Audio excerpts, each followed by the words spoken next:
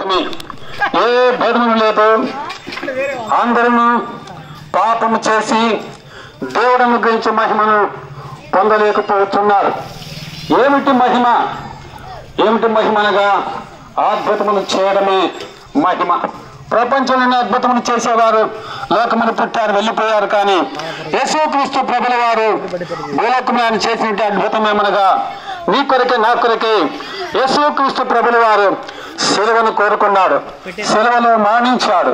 యేసు ప్రభుల వారు ఈ మాట సెలవిచ్చాడు, తండ్రి వీరేమి చేస్తున్నారు, వీరు ఎరుగరు కనుక వీరిని క్షమించును.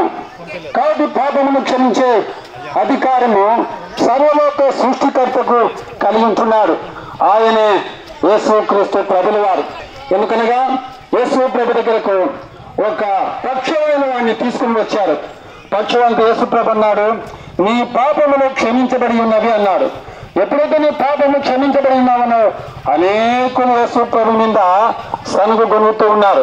పాపములు క్షమించడానికి నీవు ఎవరు? కాదు, యేసు ప్రభు అన్నాడు, నేను పరలోకములో భూలోకములో నాకు సర్వాధికారము కలిగి ఉన్నది కాబట్టి అందుకనే పాపము క్షమించే అధికారము నాకున్నదన్నాడు. ఎందుకనగా లోక పాపమును మోసుకొని పోవు దేవుని గొర్రెపిల్లగా యేసుక్రీస్తు ప్రభుల వారు ఈ లోకానికి వచ్చాడు. రక్తము చిందించనిది పాప క్షమాపణ కలగదని గ్రంథాలన్నీ కూడా ఘోషిస్తున్నాయి. అందుకని యేసుక్రీస్తు ప్రభుల వారు నీ కొరకే నా కొరకే నీవు నేను కాళ్ళతో చేసిన పాపనిత్తమే ఆయన యొక్క కాళ్ళు చేతుల్లో సీలు కొట్టబడ్డాయి. నీవు నేను కళ్ళతో చేసిన పాపనిత్తమే ఆయన కళలో ముళ్ళగీతం పెట్టబడినది. నీవు నేను హృదయంతో చేసిన పాపనిత్తమే ఆయన హృదయంలో బల్లతో తెరబడినది.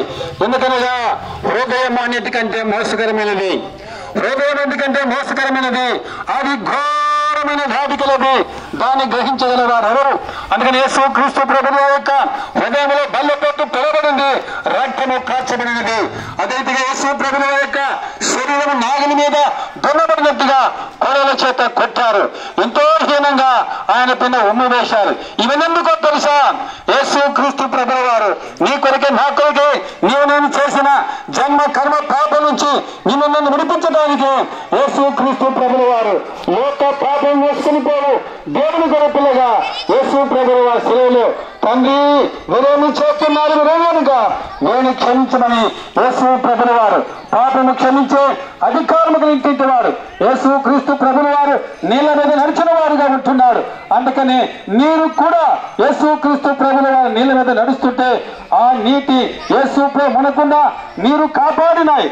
అదే రీతిగా 5 చేపలు